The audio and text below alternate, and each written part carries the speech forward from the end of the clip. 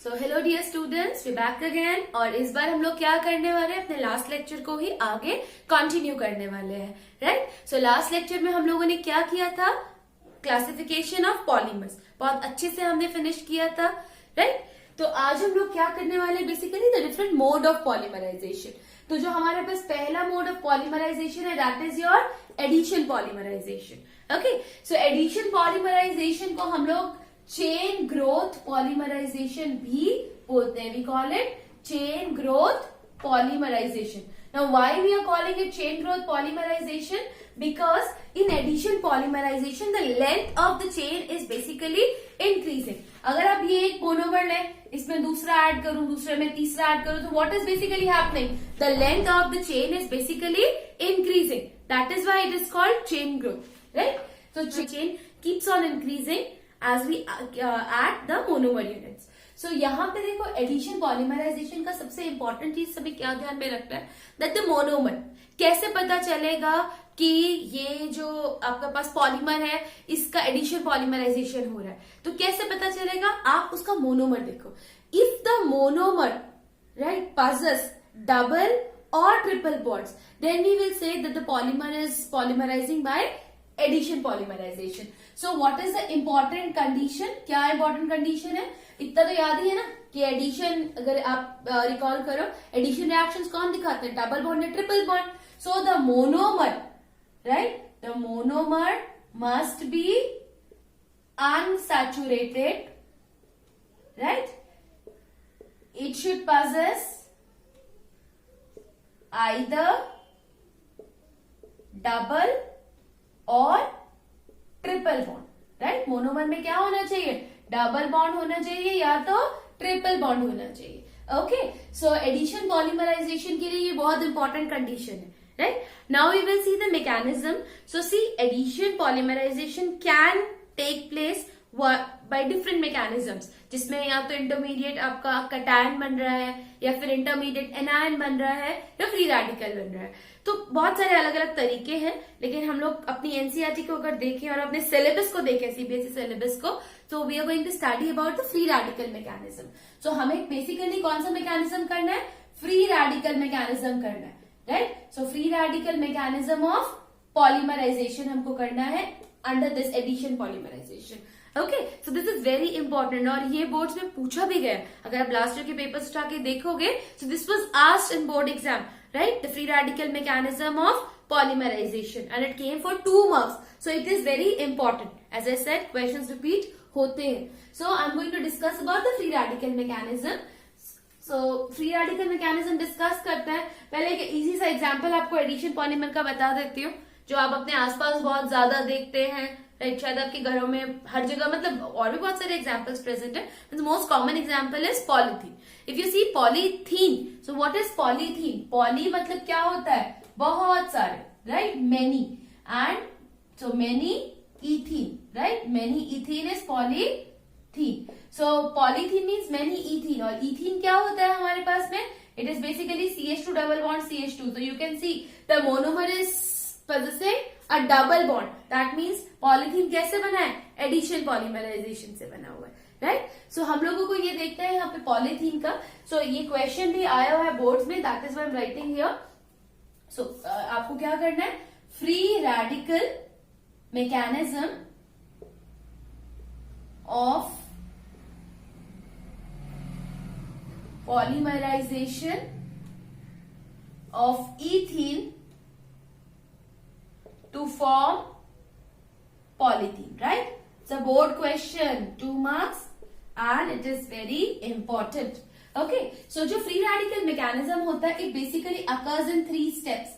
First step है initiation, second step हमारे पास में क्या है, propagation, and the third step है बच्चों, that is termination. अब खुद सोचो ना, कोई भी चीज को अगर करना है तो उसको स्टार्ट करना बहुत जरूरी है। तो सोचा कि हम लोग बोर्ड्स के लिए अभी से पढ़ाई करना स्टार्ट करते हैं, तो ऐसा तो नहीं है कि अभी से करते हैं तो जस्ट अभी आप लोग कर लो, राइट। आप अपना एक टाइम टेबल, एक कुछ चीज प्लान करते हैं। तो इन सिमिलर वे अगर हम लोगों को इसको स्टार्ट करना है, तो ऐसा तो नहीं है कि इथीन में खुद ब खुद पॉलीथीन बनना स्टार्ट हो जाएगा। नो, वी रिक्वायर बेसिकली कुछ initiator, right. What do we require? We require a initiator. Our initiator is going to initiate the reaction. It is going to initiate the process. So initiator की बहुत ज्यादा हमको जरूरत पड़ती है. तो पहले मैं स्टेप 1 ही जरा अच्छे से डिस्कस कर लेती हूँ.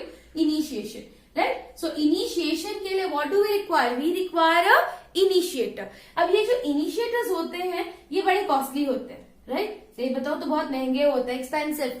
सो अगर ये एक्सपेंसिव है तो ऐसा तो नहीं है भर भर के हम लोग यूज करेंगे. No, we require them in very small quantity. So they are required in very small quantity, right. So इनकी बहुत कम जरूरत पड़ती है.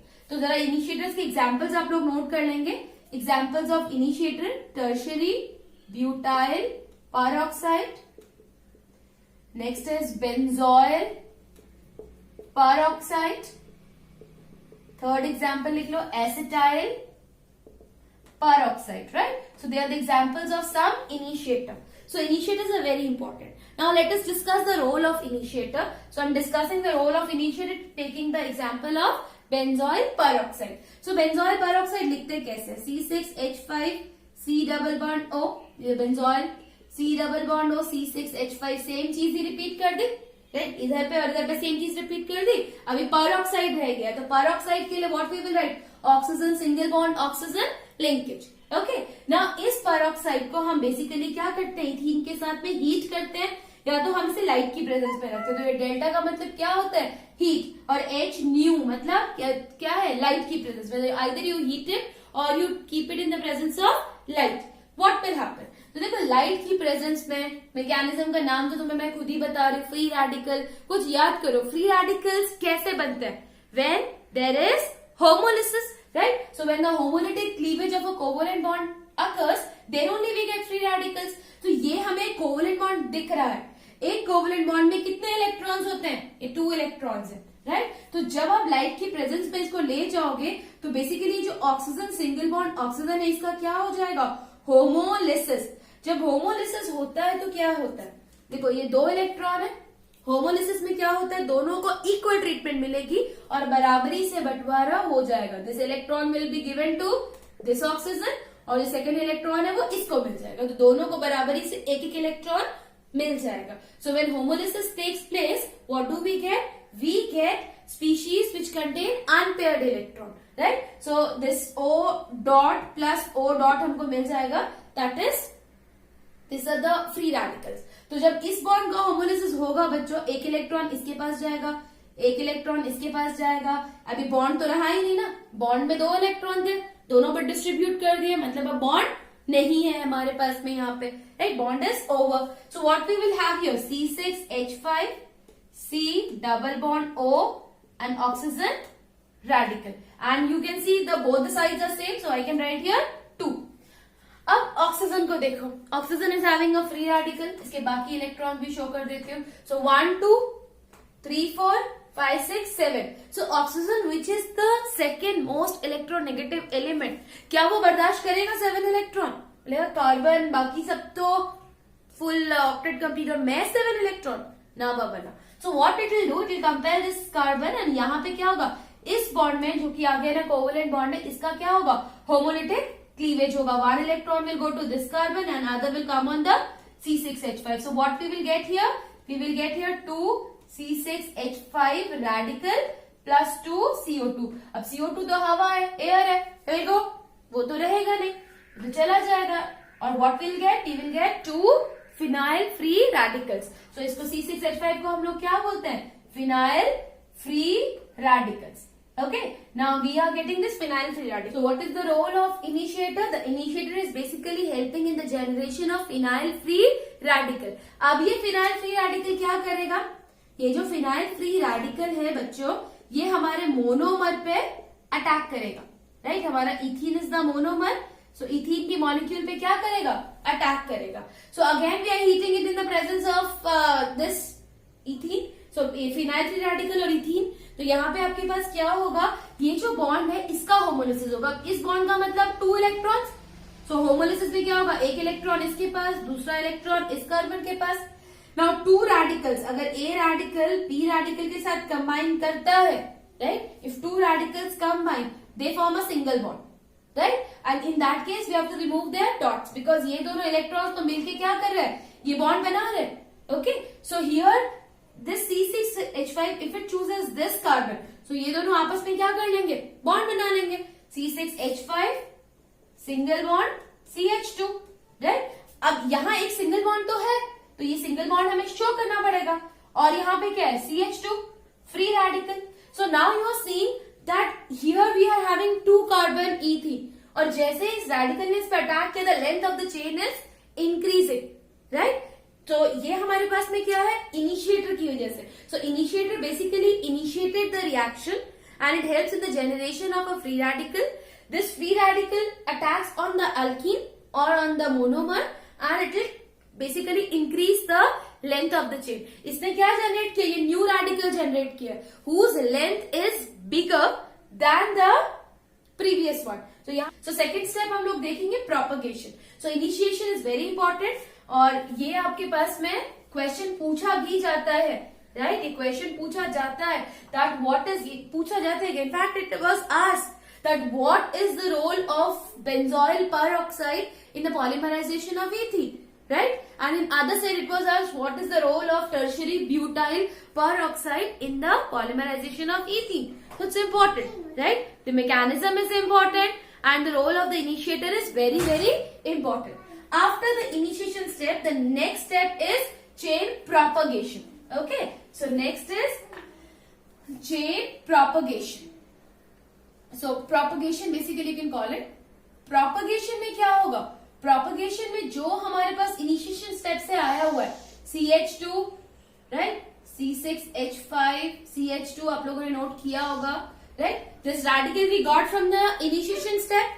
Now it will react with another molecule of ethene, right. ये कैसे will happen here, ये जो double bond है, right, यहाँ पे डबल बॉन्ड, तो ये जो आपका सेकेंड बॉन्ड है, इसमें कितने इलेक्ट्रॉन्स है, 2. One will go to this carbon, other will go to this carbon, right. This radical will combine with this carbon, तो क्या होगा, 2 radicals will combine and they will form a covalent bond. So we will get C6H5 CH2 CH2 CH2 CH2 free radical.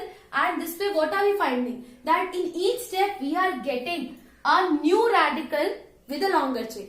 अगर यहाँ पर the length of the chain is increasing. So that is why this kind of polymerization is known as chain growth polymerization, right. अब ये तो ऐसे propagate करता चला जाएगा, it will react with n molecules and the chain will keep on increasing. तो हमें इस reaction को कहीं ना कहीं तो क्या करना है, terminate करना है, इसको stop करना है. So propagation में तो it will keep on going. So the last step is termination. Now termination में हमारे पास क्या होगा, C6H5 है, right. CH2, CH2, CH2, CH2 free radical.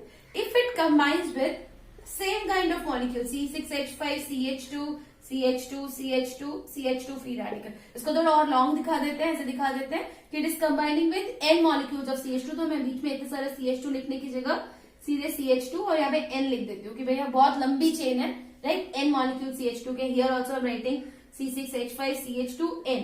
n का मतलब कि बहुत लंबी चेन है आपके पास में, राइट. क्योंकि पॉलीमर है, ऐसा तो नहीं कि 2 या 4 इथीन मॉलिक्यूल्स है, तो n number of ethene molecules. So basically this is the last step, termination. अब टर्मिनेशन जो होता है it can take place by various ways. So one of the ways this. So ये हमारे पास में एक लॉन्ग चेन है, n का मतलब तो बहुत लॉन्ग है, ये भी हमारे पास एक लॉन्ग चेन है. सो जब ये दोनों आपस में कंबाइन करेंगे तो आपको पता है व्हेन 2 रेडिकल्स कंबाइन, उनके बीच में क्या बन जाता है, covalent bond. So when they will combine, what will happen? We will get C6H5, here CH2N because it's a long chain. N अच्छे से लिख लो, right? Then CH2, this CH2. Now this CH2 radical, this CH2 radical, when they will combine, they will form a single bond, and then CH2N, C6H5. Okay? तो यहाँ पे C6H5 नीचे लिख देती हूँ. Okay? तो ये हमारे पास में क्या हो जाएगा, termination. So this is basically polythene. So polythene is formed by the free radical mechanism. 3 steps: initiation, propagation, termination. The mechanism is very important. Then the role of the initiator is very important. So this is what you have to do in polythene. So I hope this one is clear. So next is the different examples of your addition polymers. So I'm coming to the examples. So you just note it down and then I'm rubbing. Okay, so different examples of addition polymers. So different examples पे बच्चों हम लोगों को एक चीज देखना है. So examples of addition polymers. तो पहला एग्जाम्पल तो एडिशन पॉलीमर्स का मैं ले लेती हूँ पॉलीथीन से ही, right. So polythene is the first example. तो अभी बोलो, अभी तो मैम पढ़ाया पॉलीथीन, फिर से पॉलीथीन का एग्जाम्पल ले लिया. एक्चुअली मैकेनिज्म तो हम लोगों ने समझ लिया कि कैसे होता है, बट पॉलीथीन के ऊपर में एक बहुत इंपॉर्टेंट क्वेश्चन हमसे पूछा जाता है कि पॉलीथीन भी हमारे पास two types. So what are the two types of polythene? One is your low density polythene, okay, and the other one is the high density polythene.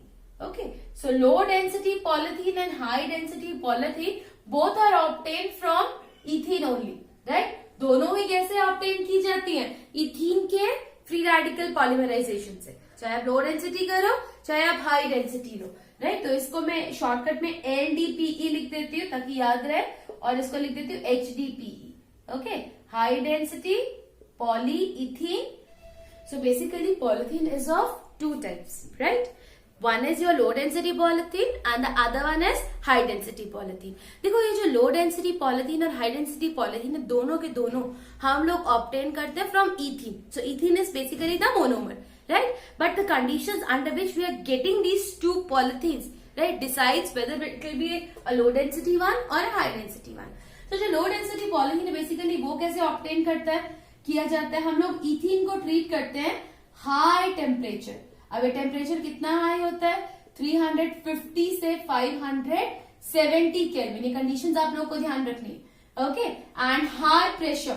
अब ये प्रेशर भी बहुत हाई होता है, 1000 से 2000 एटमॉस्फेयर, इतना high pressure, right. And catalyst हम लोग क्या यूज करते हैं? तो कैटलिस्ट जो हम लोग यूज करते हैं वो हमारे पास में होता है ऑक्सीजन, वो भी ट्रेस अमाउंट में, बहुत कम ट्रेसेस में, या फिर we can use a peroxide as initiator or a catalyst. Okay, so these are the conditions. तो इथीन को high temperature that is 350 to 570 kelvin तक में आप हीट करो in the presence of O2 in trace amount or peroxide as catalyst and under a very high pressure. So we basically get this low density polythene. Now low density polythene, right? इसको हम obtain कैसे करते हैं? तो mechanism is free radical only, right. Which mechanism is used? Free radical mechanism से हम लोग इसको ऑब्टेन करते हैं, राइट. अब ये जो हमारे पास में लो डेंसिटी पॉलीथीन होता है, राइट, इसकी प्रॉपर्टीज क्या होती है? तो इसकी प्रॉपर्टीज क्या होती है? इसकी प्रॉपर्टीज होती है that it is basically hard है, इनर्ट है. इनर्ट का मतलब नॉन रिएक्टिव, किसी से रिएक्ट नहीं करने वाला, एंड इट इज फ्लेक्सिबल. ये आपके पास में क्या है? फ्लेक्सिबल है. Hard but it is flexible. So यही प्रॉपर्टीज हमको ध्यान में रखनी है. इसके अलावा हमारे पास क्या प्रॉपर्टीज है? देखो लो डेंसिटी, तो अगर आप लोग इससे पहले वाला लेक्चर देखेंगे पॉलीमर का, मैंने डिस्कस किया है वहां पे, दैट लो डेंसिटी पॉलीमर हमें कब मिलता है? जब पॉलीमर ब्रांच्ड होता है, when there is heavy branching. So मानो ये पॉलीमर चेन है, इसमें बहुत सारे ब्रांचेस हैं, तो क्या इसकी पैकिंग अच्छी होगी?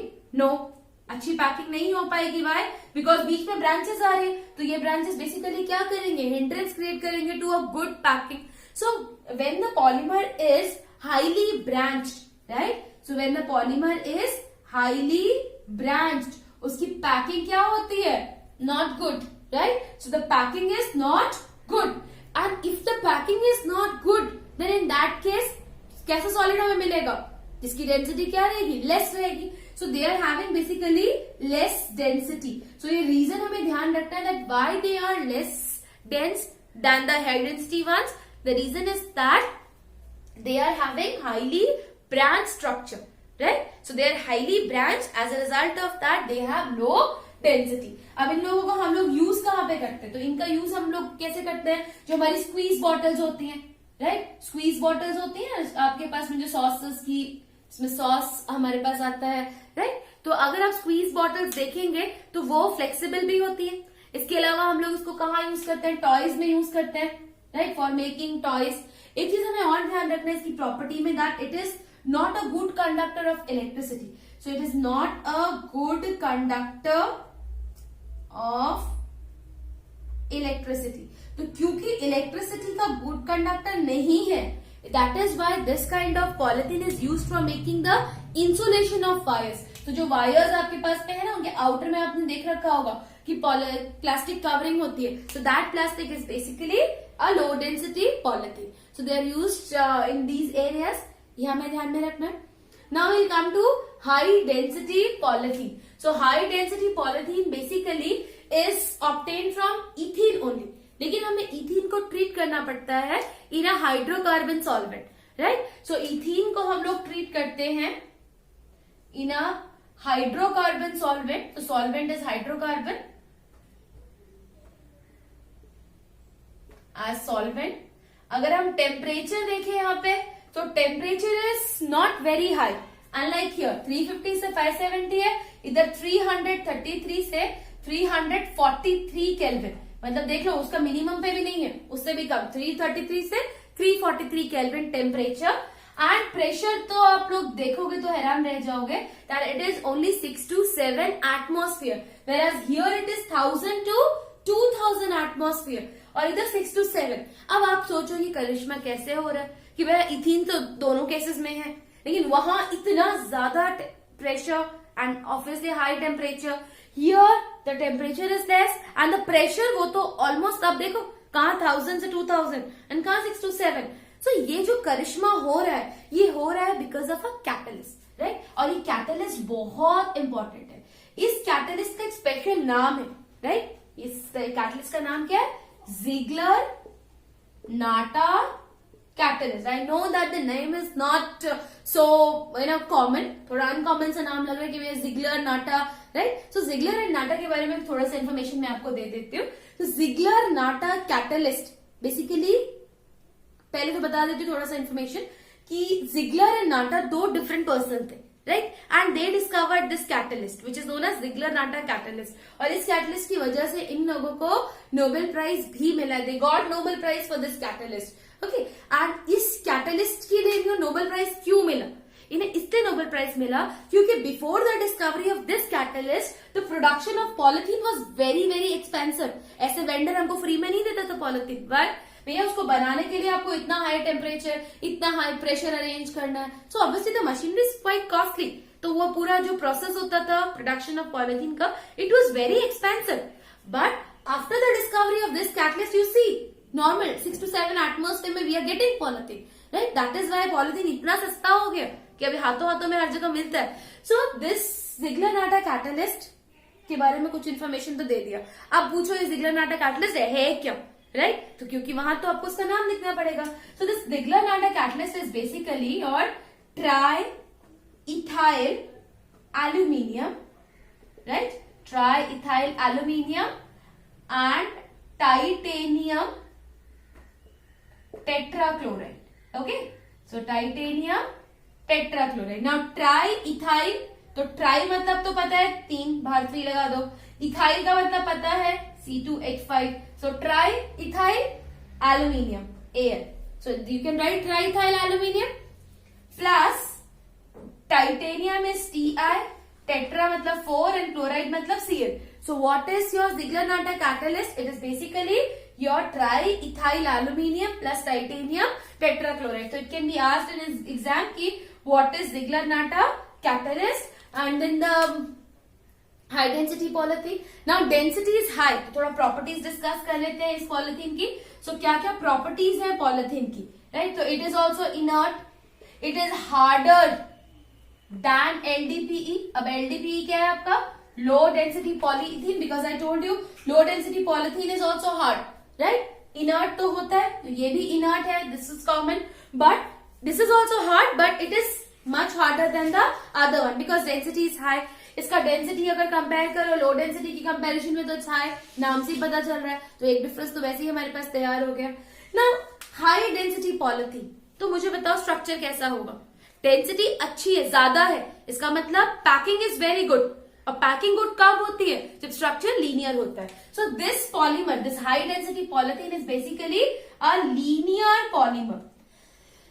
I am so sorry, it is a linear polymer. Since it's a linear polymer, so the packing of the polymer is quite good. So it is having a good packing. अच्छी packing होगी तभी तो density कैसी होगी बच्चों, high density होगी, right. सो इसको since it is harder than the other one, so इसको हम लोग कहाँ यूज करते हैं, फॉर मेकिंग बकेट्स, डस्टबिन. तो ये सब चीजें बनाने में हम लोग इस पॉलिथीन का यूज करते हैं. तो it's very important, the difference can come between low density polythene and high density polythene. So what are you going to write? First difference is the preparation की. इसका प्रिपरेशन कंडीशंस क्या है? High temperature, high pressure and in the presence of trace amount of oxygen और peroxide. Whereas इसका क्या है preparation condition? That you have to treat it in a hydrocarbon solvent under a moderate temperature and very low pressure. Okay. And what you have to mention here, the catalyst here is Ziegler-Natta catalyst. Then you can mention the difference in their structure. That this high density polythene is basically a linear polymer, whereas low density polythene क्या है आपके पास में? Branched, right? It is branched polymer. So here we are ending with the types of polythene, right? The next type of adhesion polymer is your Teflon. So here I'm rubbing this. So the next type of adhesion polymer, जो next example I should say is your Teflon. तो Teflon हमारे पास में क्या होता है? देखो Teflon आप लोगों ने अपने घर में देखा है, राइट? नॉन स्टिक की कुकवेयर्स देखे हैं, जो ब्लैक कलर के बस कोटिंग होती है, that coating is Teflon, right? So Teflon basically क्या है? तो पहले देख लो टेफ्लॉन, इसका एक नाम और है, राइट? वो नाम भी लिख देती हूँ, that is PTFE. Okay, and this PTFE is what? तो P stands for poly, T stands for tetra, F stands for fluoro, E stands for ethene. So अब इसका ये जो नाम लिख दिया है मैंने बच्चों, पॉली टेट्रा फ्लूरो इथीन, इससे क्या पता चलता है कि Teflon is a polymer and is a polymer of, ये पॉली मतलब तो many, so it is a basically it is a polymer of tetrafluoroethene. So this is basically the monomer. So कई बार हमको ना नाम में ही polymer के उसका मोनोमर पता चल जाता है, right? So what is Teflon? It is polytetrafluoroethene. That means many units of tetrafluoroethene makes your Teflon. अब इस मोनोमर का स्ट्रक्चर, क्योंकि एग्जाम में पूछेगा, right the structure and right the name and the structure of the monomer of Teflon. तो name तो पता है, that it is tetrafluoroethene. Now structure. तो टेट्राफ्लूरोइथीन, तो ethene is carbon carbon double bond, और 4 फ्लोरीन है तो 2 फ्लोरीन यहाँ पे, 2 फ्लोरीन यहाँ पे. So this is the structure of the monomer. So how Teflon is obtain? Teflon हम कैसे ऑब्टेन करते हैं? तो Teflon is obtain from this tetrafluoroethene. When n units of tetrafluoroethene, that is CF2 double bond CF2, right?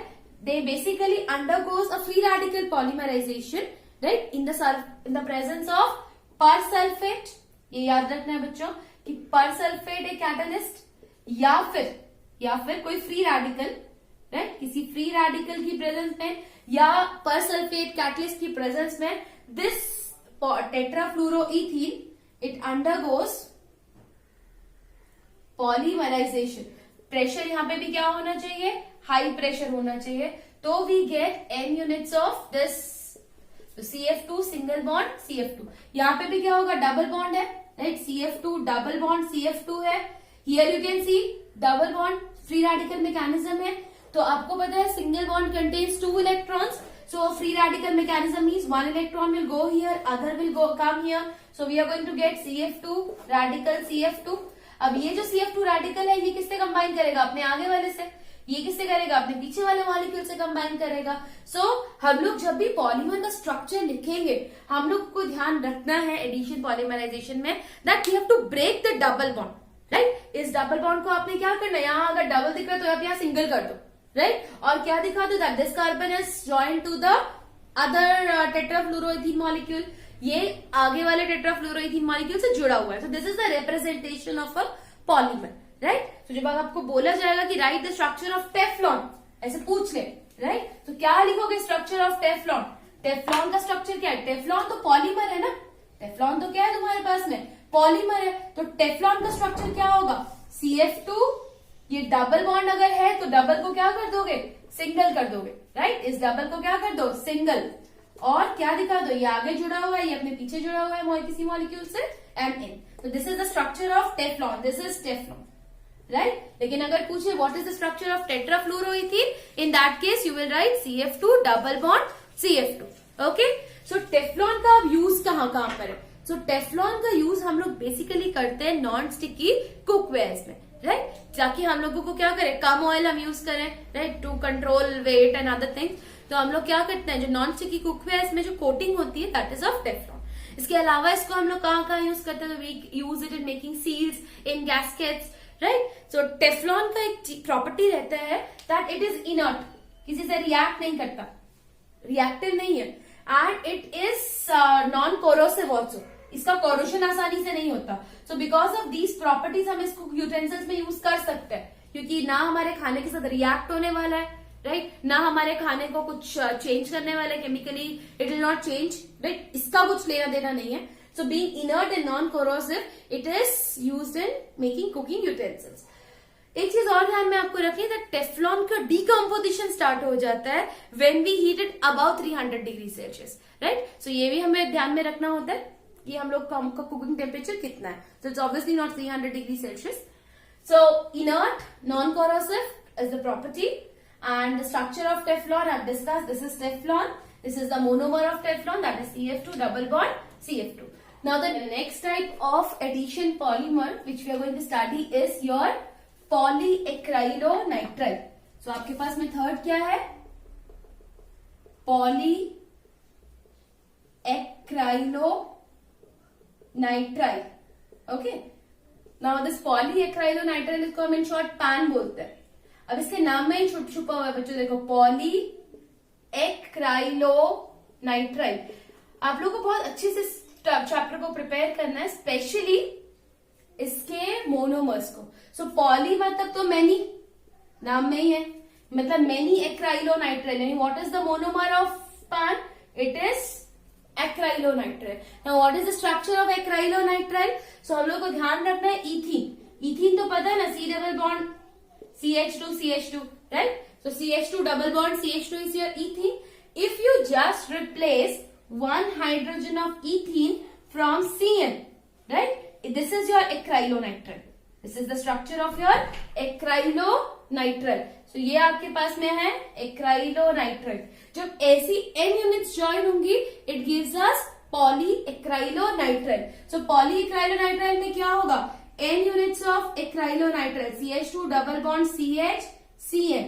Purposely I am writing it here, right? When it undergoes polymerization, right? When it undergoes polymerization in the presence of your peroxide as catalyst, so peroxide catalyst and high pressure, so high pressure peroxide catalyst की presence में जब इसका polymerization होगा, it is going to give us पॉलीएक्राइलोनाइट्राइल। सो पॉलीएक्राइलोनाइट्राइल का देखो structure कैसा होगा, आपको ध्यान रखना है डबल बॉन्ड पे, your focus should be on this, these two carbon, not on this CH2 double bond CH।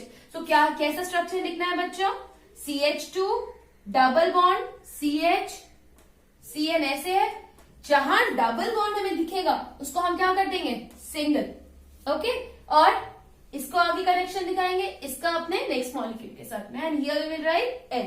So this is PAN, polyacrylonitrile. So polyacrylonitrile जो है हमारे पास में, it is used as synthetic wool, because अगर हम natural wool देखें it's quite costly also. So उसकी availability भी कम है and plus it is very costly. So इसका क्या हमारे पास substitute है, we are having the substitute polyacrylonitrile which is basically your artificial wool. क्या है ये, आर्टिफिशियल वूल है, ओके। सो इसको हम लोग यूज करते हैं, एंड इसको हम लोग कमर्शियल जो हमारे पास में प्रोडक्ट्स जो क्लोथ्स होते हैं उसको बनाने के लिए भी हम लोग पॉलीएक्राइलोनाइट्राइल का यूज करते हैं। सो अदर नेम्स हमारे पास क्या हो जाएंगे इसके, ऑर्लॉन, एक्राइलन, ये सब इसके क्या है, कमर्शियल प्रोडक्ट्स ही हैं, okay. So this is what you have to do here. Addition polymers में हम लोगों ने बहुत सारे एग्जांपल्स देख लिए हैं, अब हम लोग थोड़ी सी चीजों को क्लब कर देंगे या कुछ हिंट समझ लेंगे। तो हमने एडिशन पॉलीमर्स में देखा पहला polythene which is the polymer, तो मैं पहले यहाँ पे पॉलीमर लिख देती हूँ। सो पॉलीमर ठीक है ना। यहाँ पे इसका मैं मोनोमर लिख देती हूँ ताकि आपको हिंट याद हो।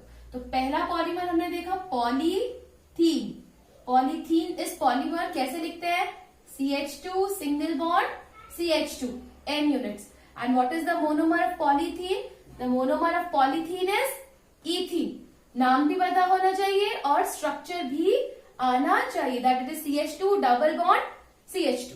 सेकेंड हम लोगों को पॉलीमर देखना है पॉलीविनाइल क्लोराइड, जिसको हम इन शॉर्ट क्या बोलते हैं, PVC, पॉलीविनाइल क्लोराइड। सो पॉलीविनाइल क्लोराइड कैसे लिखते हैं, ये इथीन ही लो, बस इथीन में क्या करो, रिप्लेस कर दो वन हाइड्रोजन को फ्रॉम Cl। एक हाइड्रोजन की जगह क्या कर दो, Cl लगा दो, CH2 डबल बॉन्ड CH2 है, CH2 डबल बॉन्ड CH, एक हाइड्रोजन हटा के उसकी जगह Cl लगा दो। This is your vinyl chloride, this is the monomer. Vinyl chloride is the monomer, right. And polyvinyl chloride कैसे लिखेंगे कि डबल बॉन्ड हटाओ तो CH2 will get attached to the neighbour, double की जगह सिंगल CH Cl, क्योंकि addition polymers में तो कुछ रिमूव नहीं हो रहा है, सिर्फ आपको डबल बॉन्ड तोड़ के सिंगल करना है, राइट। सो यहाँ देखो, यहाँ डबल था, सिंगल कर दिया, राइट। ये आगे वाले से मॉलिक्यूल से अटैच होगा, ये अपने नेक्स्ट मॉलिक्यूल। थर्ड आपके पास में आता है पॉलीस्टायरीन। तो polystyrene, the monomer is styrene. Now how are you going to write styrene, replace कर दो हाइड्रोजन को इथीन में, सो replace hydrogen of ethene from C6H5, that is a phenyl group. So hydrogen को हमने विनाइल क्लोराइड में replace किया था Cl से। In styrene we are going to replace the hydrogen of ethene from C6H5. Now this C6H5 से replace कर देंगे तो ये क्या बन जाएगा हमारा, styrene, right. This is styrene. So what is polystyrene, तो ये CH2 अपने आगे वाले मॉलिक्यूल से कनेक्टेड, सिंगल बॉन्ड, ये CH अपने आगे वाले से कनेक्टेड। ध्यान रखना लिंकेज CH2 की होगी, C6H5 की नहीं होगी, okay. So this is your polystyrene. Next one is your polypropene. So polypropene में हम लोग क्या करेंगे, what is the monomer, propene. So you know propene very well, it is CH3 CH double bond CH2, right. So polypropene क्या होगा, क्या ये CH2 link हो रहा है, नो, हमें फोकस करना है ऑन द अनसैचुरेशन। तो अनसैचुरेशन इन दो कार्बन के बीच में, राइट। तो ये CH3 हम लोग कहाँ लिखेंगे, ये CH पहले लिखा जाएगा, राइट। ये CH3 नीचे आ जाएगा, ये किसी से कनेक्ट नहीं हो रहा है, ये CH हो रहा है, ये CH अपने नेबर से कनेक्ट होगा तो इसके बीच का डबल बॉन्ड हम क्या कर देंगे, ब्रेक कर देंगे, right. CH2, this is polypropene. Structure पूछ लेगा पॉलीप्रोपीन का क्या है, आप लोग CH3 से कनेक्ट कर दोगे, you will not get marks, right. ध्यान रखना है अनसैचुरेटेड मोनोमर। सो अनसैचुरेशन जहां पर है, जहां डबल बॉन्ड है, उधर ही आपका लिंक निकालना है। ये CH3 हम CH के नीचे लिखते हैं, this is polypropene, right. So next one after this fourth and fifth one हम लोग देखेंगे यहाँ पे पॉलीएक्राइलोनाइट्राइल। सो पॉलीएक्राइलोनाइट्राइल, सो I'm rubbing this, right? So polyacrylonitrile. The fifth one, polyacrylonitrile. तो उसके लिए मैंने आप लोगों को बता दिया था कि हमें क्या करना होता है, एक्राइलोनाइट्राइल लिखना होगा। एक्राइलोनाइट्राइल क्या होता है, जब हम लोग क्या करें, हाइड्रोजन को किससे रिप्लेस कर रहे हैं, Cn से। तो आप क्या करो, इथीन के हाइड्रोजन को रिप्लेस कर दो Cn, it will become acrylonitrile and the structure will be CH2 single bond CH, Cn will come here, linkage in दो कार्बन से होगी, not Cn। This is polyacrylonitrile. So this way students हम लोग क्या कर सकते हैं, we can remember the structure, all the addition polymers we can remember the structure. It's very easy, not at all difficult and it is very important. Monomers, उनके structures बहुत important है। Again and again I am saying in this lecture that this is very important, so I hope you will keep this things in mind, okay. Here I am ending with addition polymers. So if you have any doubts in addition polymers कि कैसे वो form होते हैं या फिर कोई भी में कुछ भी प्रॉब्लम अगर आपको आती है तो आप लोग मुझे कमेंट सेक्शन में पूछ सकते हैं।